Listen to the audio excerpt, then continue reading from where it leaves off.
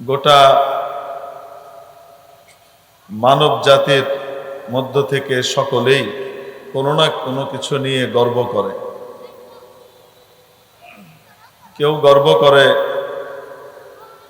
তার ধন দৌলত নিয়ে, কেউ গর্ব করে পৈতৃক ব্যবসা নিয়ে, কেউ গর্ব করে তার মিল কারখানা নিয়ে, শিল্প কারখানা নিয়ে, কেউ গর্ব করে তার রাজনৈতিক বর্ণাঢ্য জীবন নিয়ে, কেউ গর্ব করে তার ডিগ্রি এবং শিক্ষা নিয়ে। এক একজন এক এক বস্তু নিয়ে গর্ব করে, গর্ব করার বস্তু তাদের থাকে। সুপ্রিয় উপস্থিতি, আমাদের দেশেও আমরা বিভিন্ন বস্তু নিয়ে গর্ব করি।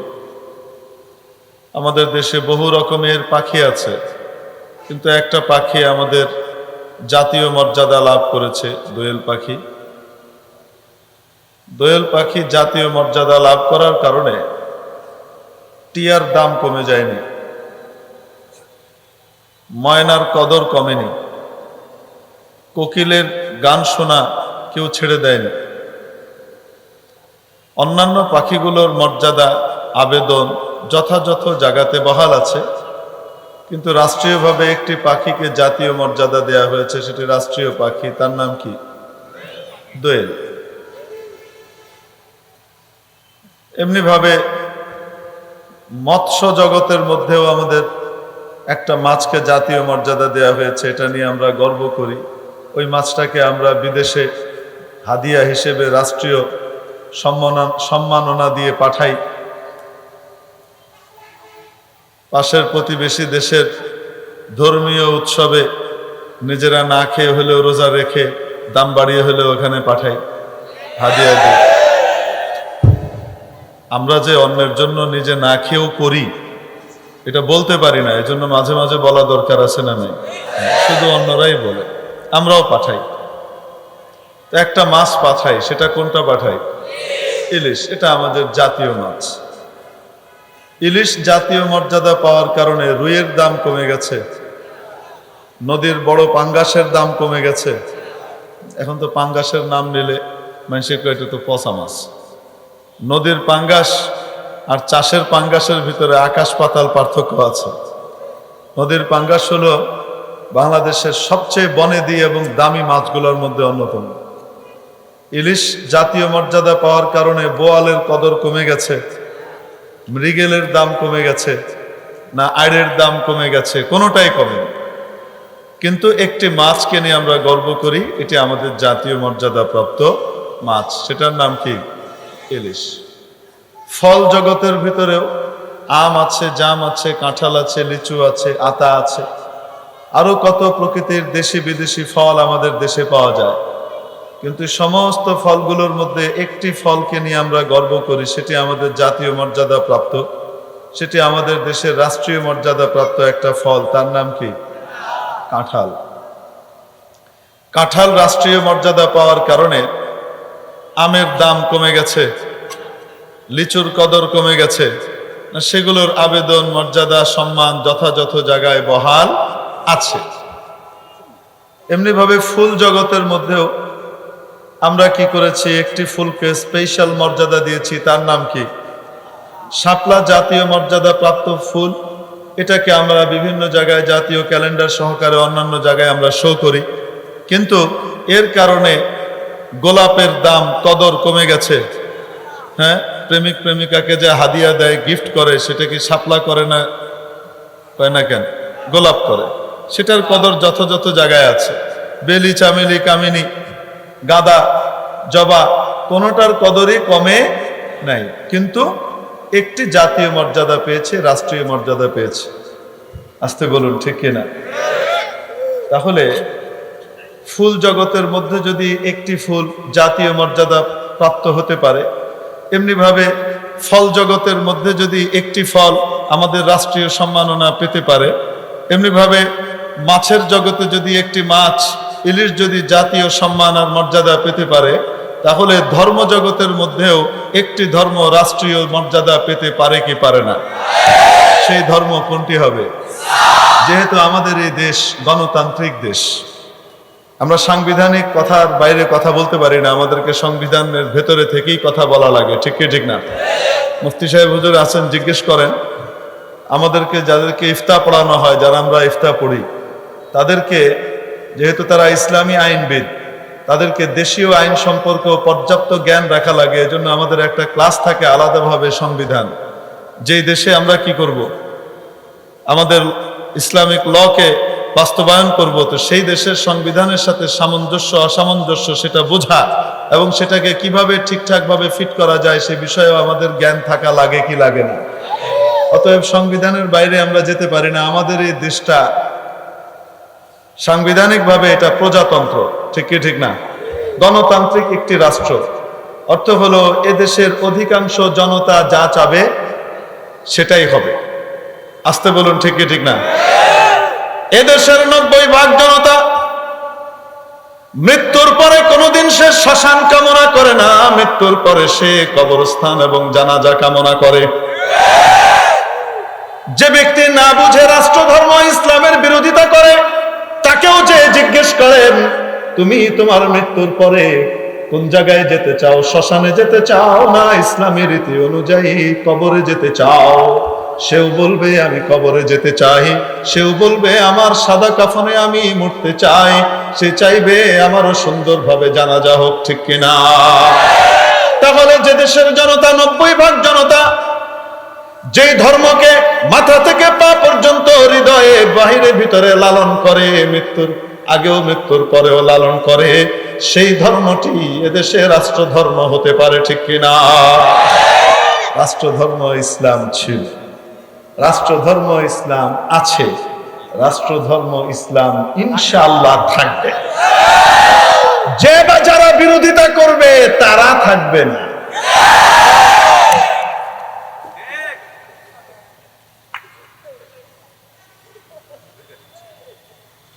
ঠিক কিনা? আমরা মাননীয় প্রধানমন্ত্রীকে, হুজুর আমাকে বলেছেন রাজনীতির আলোচনা না করতে, আমরা রাজনীতির আলোচনা করব না, তবে মাননীয় প্রধানমন্ত্রীর কোনো অবদানকে অস্বীকার করা এটা ঠিক নয়, ঠিক কি ঠিক না? মাননীয় প্রধানমন্ত্রী আমাদের 90% জনতার হৃদয়ের প্রতি সম্মান জানিয়ে যে ডিসিশন নিয়েছেন, এই ডিসিশনের প্রতি আমরা তার কৃতজ্ঞতা জ্ঞাপন করি, ঠিক কি ঠিক না? আমরা অভিনন্দন জানাই। সব বলা লাগবে? আপনারা নোয়াখালীর মানুষ ব্যাগ বুঝেন, কম লাগতো ইশারাত ব্যাগ বুঝিয়ে লাগে। তাহলে রাষ্ট্র ধর্ম ইসলাম থাকার দরকার আছে না নাই? এদেশে সাংবিধানিক ভাবেও একজন জাতির পিতা আছেন, বঙ্গবন্ধু মরহুম শেখ মুজিবুর রহমান। বঙ্গবন্ধু এদেশে রাষ্ট্রীয় একটি প্রতিষ্ঠান করেছেন, আমার যদি ভুল হয় আপনারা ঠিক করে দেবেন। একটি ফাউন্ডেশন করেছেন, ধর্মীয় ফাউন্ডেশন, সেটা হলো হিন্দু ফাউন্ডেশন বাংলাদেশ, ঠিক করে দেবেন হ্যাঁ বা না দিয়ে। খ্রিস্টান ফাউন্ডেশন বাংলাদেশ, ইহুদি ফাউন্ডেশন বাংলাদেশ, বৌদ্ধ ফাউন্ডেশন বাংলাদেশ, ধর্মনিরপেক্ষ ফাউন্ডেশন বাংলাদেশ, নাকি ইসলামিক ফাউন্ডেশন বাংলাদেশ? ঠিক কি ঠিক না? তাহলে জাতির পিতা এদেশে ইসলামিক ফাউন্ডেশন রাষ্ট্রীয়ভাবে প্রতিষ্ঠা করার মাধ্যমে কোন ধর্মটি রাষ্ট্র ধর্ম হতে পারে সেটির দিকে পরিপূর্ণ দিক নির্দেশনা দিয়ে গেছেন, ঠিক কিনা? সুযোগ পাননি, মাত্র 3.5 বছরের পরে ওনাকে চলে যেতে হয়েছে আল্লাহর কাছে। যদি সুযোগ পেতেন তাহলে উনি ঘোষণা করে যেতেন ইনশাআল্লাহ। অতএব আজকে যারা রাষ্ট্র ধর্মের বিরোধিতা করে, ইসলামের বিরোধিতা করে, তারা আর যাই হোক না কেন, বুঝে বা না বুঝে, যেভাবেই করুক না কেন, আর যাই হোক না কেন, বঙ্গবন্ধুর চেতনার আদর্শের অনুসারী হতে পারে। আমরা সংবিধানের বাইরে যেতে পারি না, এজন্য সাংবিধানিক ভাবে জাতির পিতার মতামতকে গুরুত্ব দিয়ে দেখা এটা আমাদের কর্তব্য। প্রিয় উপস্থিতি, এজন্য বলছিলাম প্রত্যেক জাতি, প্রত্যেক মানুষ, প্রত্যেক সমাজ, প্রত্যেক গোত্র কোনো না কোনো বস্তু বা বিষয় নিয়ে গর্ব করে না করে না? আমাদের মুসলিম জাতির গর্বের বিষয় কোনটা? আল্লাহু আকবার। তবে ইন জেনারেলি গোটা পৃথিবীর সমস্ত সমাজের মানুষ একটা বিষয় নিয়ে গর্ব করে, সেটা হলো শিক্ষা। করে কি করে না? ধনী হোক, গরিব হোক, আমির হোক, ফকির হোক, গোটা পৃথিবীতে সকলেই গর্ব করে একটি বিষয় নিয়ে, সেটির নাম কি? শিক্ষা। বলা হয় যে জাতি যত বেশি শিক্ষিত সে জাতি বিশ্ব সভায় তত বেশি উন্নত। বলা হয় কি হয় না? বলা হয় শিক্ষা জাতির, আরো আসতে কি বলা হয়? কোন শিক্ষা জাতির মেরুদণ্ড? অশিক্ষা, কুশিক্ষা না সুশিক্ষা? স্বশিক্ষা না সুশিক্ষা? আরো আসতে বলুন, স্বশিক্ষা না সুশিক্ষা? গোটা পৃথিবীতে যদি শিক্ষাকে আপনি ভাগ করেন, মৌলিকভাবে দুই ভাগে শিক্ষা বিভক্ত হবে। কয় ভাগে? এক ধরনের শিক্ষা হলো মানব রচিত শিক্ষা, মানব কর্তৃক উদ্ভাবিত শিক্ষা, মানুষের গবেষণা লব্ধ শিক্ষা। আরেক প্রকারের শিক্ষা হলো মানুষের স্রষ্টা রব্বুল আলামিন কর্তৃক প্রদত্ত নবীজির মাধ্যমে আসা শিক্ষা। শিক্ষা কয় রকম? আরো আসতে, যত রকমের শিক্ষা আছে সব শিক্ষাকে আপনি দুই ভাগে ভাগ করবেন। একটা হলো মানব রচিত, আরেকটা স্রষ্টা কর্তৃক প্রদত্ত। মানুষের মেধা বুদ্ধি সীমাহীন না অসীম? কয় হুজুর একই তো দিবে। অসীম না সসীম? মানুষের বিদ্যা বুদ্ধি সীমাহীন না সীমিত? অসীম না সসীম? তো সীমিত মেধা সীমিত বুদ্ধি দিয়ে অসীম গোটা বিশ্বের ফয়সালা করা, সিদ্ধান্ত নেওয়া সম্ভব না? ভুল ভ্রান্তি হতে পারে, হয় কি হয় না? হয় কি হয় না? সৃষ্টি কর্তৃক উদ্ভাবিত শিক্ষার মধ্যে ভুল ভ্রান্তির আশঙ্কা বিদ্যমান থাকে, থাকে না? আমাদের বিজ্ঞান কিছুদিন পর পর সৌসিজদা দেয়।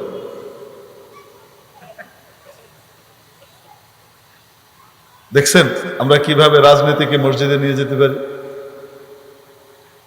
কি দেয়?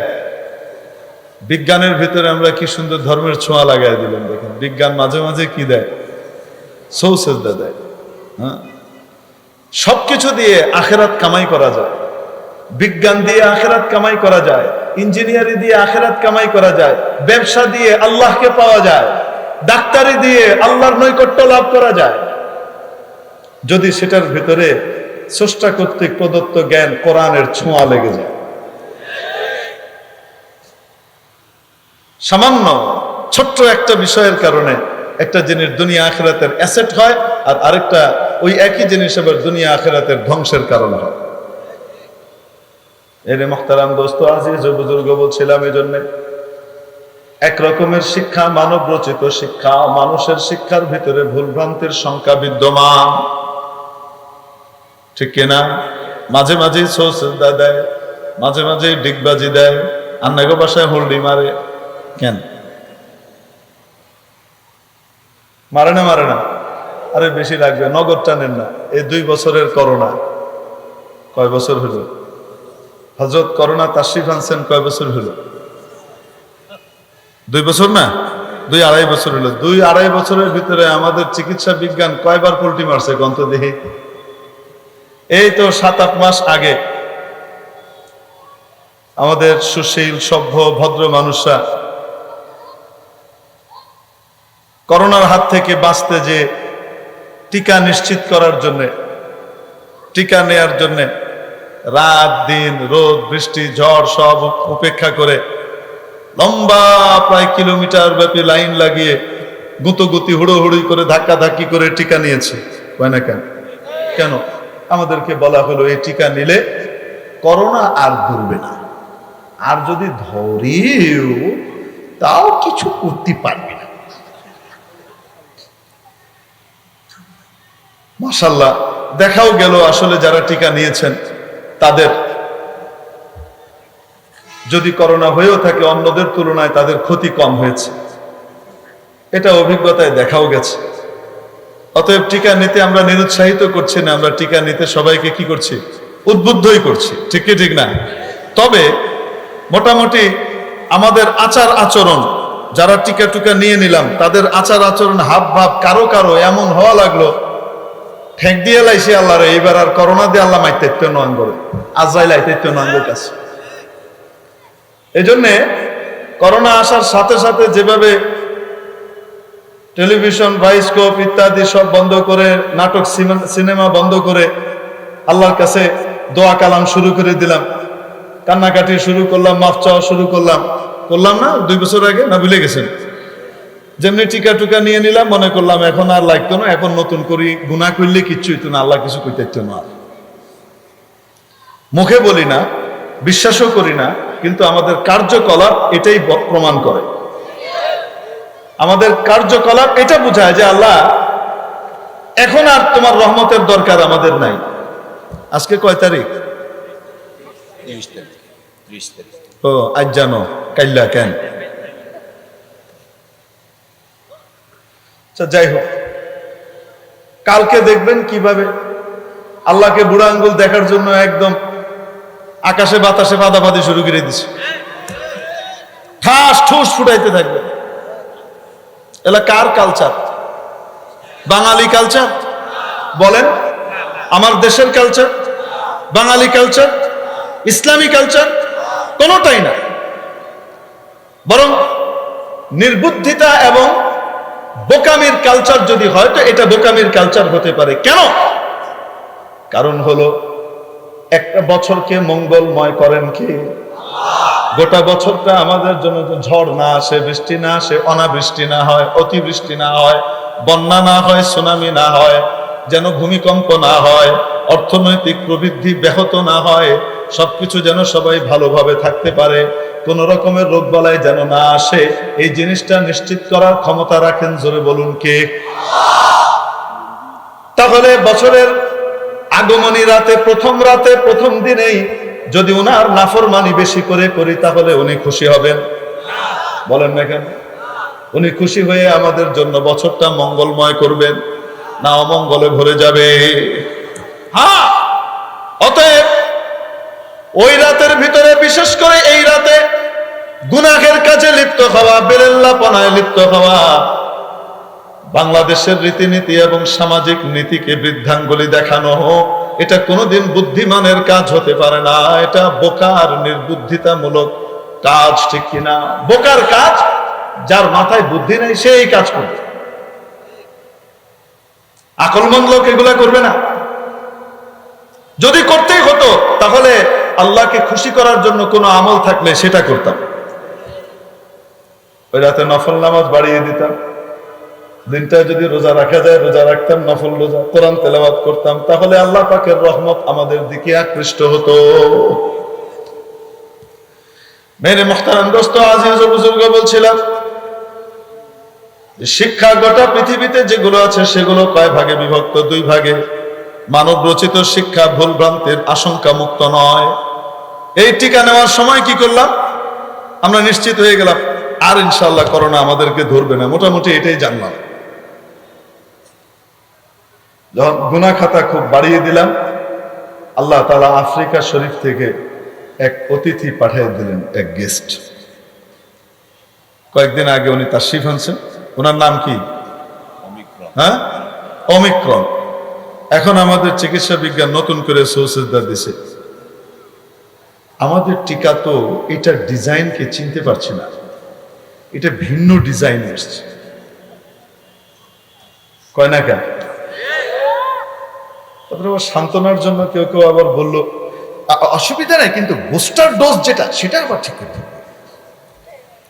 বুস্টার মিস্টার সিস্টার ফাস্টার কোনো কামে আইতো না, আল্লাহ বলল।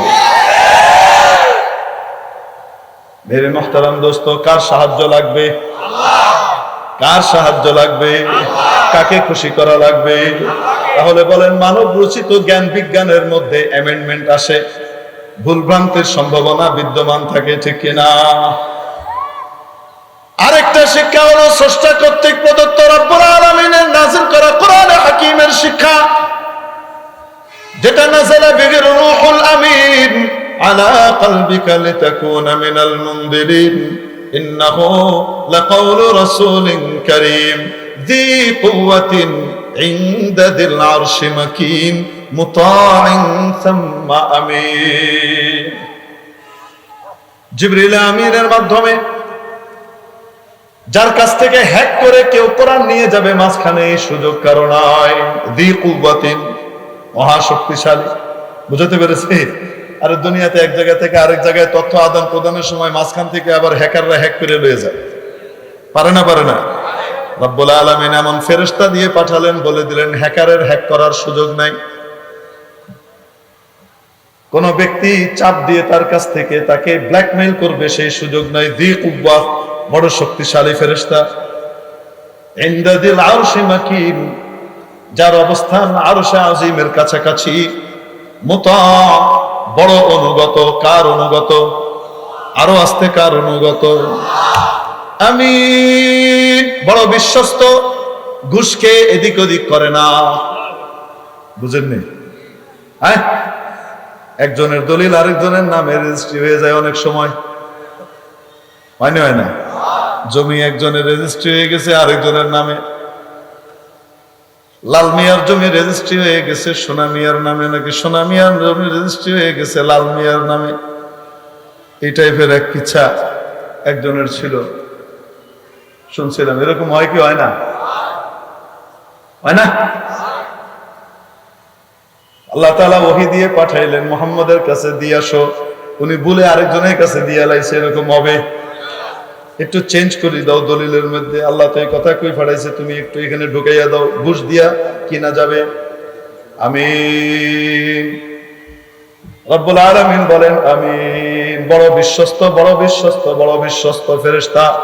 তার মাধ্যমে রব্বুল আলামিন লৌহে মাহফুজ থেকে ওই কোরআনে কারীম নাজিল করলেন গোটা পৃথিবীর সর্বশ্রেষ্ঠ সৃষ্টি নবীজি মুহাম্মদুর রাসূলুল্লাহ সাল্লাল্লাহু আলাইহি ওয়াসাল্লামের কাছে। ঠিক না? আপনারা আরে দেখেন এমিকে অমিকে চান কিনা, এদিক ওদিক দেখেন না। ওখানে ওই যে ওইটা বিছাইতেছে, আপনাদের সুবিধার্থেই তো বিছাইতেছে, যেন আপনারা কি করতে পারেন, যারা দাঁড়িয়ে আছেন তারাও যেন জায়গা পেয়ে যায়, বসতে পারেন। গোড়া হলাইলে লাইন এদিক ওদিক তাকানো, এটা ঠিক তো? মক্তবের বাচ্চা করে, এবিসিডি করে, প্রমাণ দিয়ে দিচ্ছে যে হুজুর যা কইছে এটা ঠিক করছে। এর মুহতারাম দোস্ত, এই জন্য বলতেছিলাম কোরআনে কারীম, আল্লাহু আকবার, নির্ভুল জ্ঞান। যে জ্ঞান স্রষ্টা নাজিল করেছেন সেই জ্ঞানের মধ্যে ভুল ভ্রান্তির কোনো শঙ্কা নাই। বিজ্ঞান এই 2 বছরের ভিতরে 14 বার ডিসিশন চেঞ্জ করলেও কোরআনে কারীম নাজিল হয়েছে 1450 বছর আগে, আর 1450 বছর পার হয়েছে। আগামীতে যদি 14,500 কোটি বছরও পৃথিবী থাকে, কোরআনের মধ্যে কোনো পরিবর্তন এখনো আসে নাই, সামনেও হবে না। যালিকাল কিতাব, মাওলা বলেন এটা সে মহান কিতাব, লা রাইবা ফিহি, যার মধ্যে ভুল ভ্রান্তি তো দূরের কথা, সন্দেহের বিন্দু মাত্র অবকাশ নাই। হুদাল লিল মুত্তাকিন, এই কোরআনের হেফাজত আমি আল্লাহ করব। কাকে দিয়ে করব কেউ জানে না, আমি করব, আমি দায়িত্ব নিয়েছি। ইন্না নাহনু নাযালনা যিকরা ওয়া ইন্না লাহু লাহাফিজুন, এই মহাস্মরণিকা কোরআনকে নাজিল করেছি আমি, এবং এটাকে রক্ষণাবেক্ষণের দায়িত্ব নিয়েছে কে? কাকে উনি ব্যবহার করবেন ওই কোরআন হেফাজতের জন্য কেউ জানে না। যাদেরকে ব্যবহার করবেন তারা বড় ভাগ্যবান, তারা গোটা পৃথিবীর গর্বিত সন্তান, সোনার সন্তান। মানুষ বলে অমুক রত্ন গর্ভা, অমুক রত্ন গর্ভা। কেন? উনার প্রতিটা ছেলে বড় বড় শিক্ষিত হয়েছে, তাই বিজ্ঞানী হয়েছে, এটা হয়েছে, সেটা হয়েছে, বড় সাহিত্যিক হয়েছেন, উনি রত্নগর্ভা সম্মাননা পেয়েছেন। কিয়ামতের দিন দেখবা যার প্রত্যেকটা বাচ্চা হাফেজে কোরআন, যার প্রত্যেকটা বাচ্চা আলেমে বা আমল, তাদেরকে রত্নগর্ভা হিসেবে কিয়ামতের দিন সকলের সামনে সম্মাননা দেওয়া হবে। মেরে মুহতারাম দোস্ত বুজুর্গ, আমার কথা দিয়ে কেউ ভুল বুঝবেন না। হুজুর মনে হয় কোরআন ছাড়া বাকি শিক্ষা যেগুলো আছে এগুলোকে মনে হয় খাটো করছে না। খাটো করলে তো আমার বাপরও খাটো করাবে, আমার আব্বাও তো ইঞ্জিনিয়ার। খাটো করার উদ্দেশ্য নয়, উদ্দেশ্য হলো সেগুলোকে আমরা যেমন সম্মানের দৃষ্টিতে দেখি, মর্যাদার দৃষ্টিতে দেখি, কোরআনের শিক্ষাকে এর চেয়েও অনেক উঁচু মর্যাদার দৃষ্টিতে দেখা গুরুত্বপূর্ণ ছিল আমাদের জন্য। কিন্তু আমরা সেক্ষেত্রে বড় ঘাটতি করেছি, আল্লাহর কাছে মাফ চাওয়া উচিত।